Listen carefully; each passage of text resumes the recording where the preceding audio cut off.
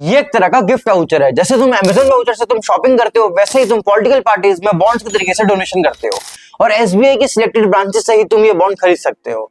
आपने बैंक को पैसा दिया, बैंक ने आपको बॉन्ड दिया, आपने वो बॉन्ड पॉलिटिकल पार्टी को दिया और पॉलिटिकल पार्टी ने उस बॉन्ड को कैश कर लिया। इंडियन रजिस्टर्ड कंपनी या फिर इंडियन सिटीजन ही ये बॉन्ड खरीद सकते हैं।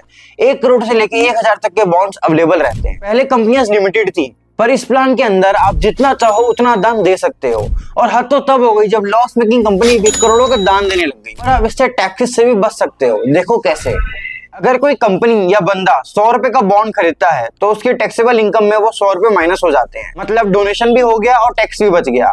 पॉलिटिकल पार्टीज को वो पैसा बॉन्ड से मिलता है और उस पर भी 0 टैक्स लगता है। सेक्शन 13A के अंडर ना देने वाले ने टैक्स दिया, ना लेने वाले ने टैक्स दिया, पैसा पूरा क्लीन हो गया। बॉन्ड पर किसी का नाम ही नहीं होता, पब्लिक को कभी पता ही नहीं चलता कि किसने किस पार्टी को पैसा दिया।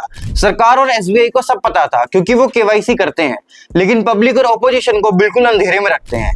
क्रिटिक्स का कहना है कि बड़ी कंपनीज को कॉन्ट्रैक्ट लेने के लिए या सीबीआई से बचने के लिए ये बॉन्ड्स खरीदते हैं।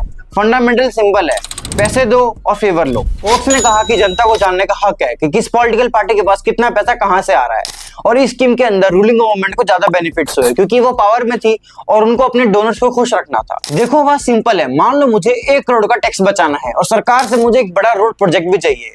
मैं एसबीआई के पास गया, मैंने 1 करोड़ का बॉन्ड खरीद लिया जो कि मेरी इनकम से भी माइनस हो गया और मैंने उस बॉन्ड को पॉलिटिकल पार्टी को दे दिया और पॉलिटिकल पार्टी ने उस बॉन्ड को कैश में कर लिया और बदले में मुझे एक बड़ा रोड प्रोजेक्ट दे दिया। किसी को पता भी नहीं चला और लीगल तरीके से इलीगल काम भी हो गया। डोनेशन को ही इन्वेस्टमेंट बना दिया।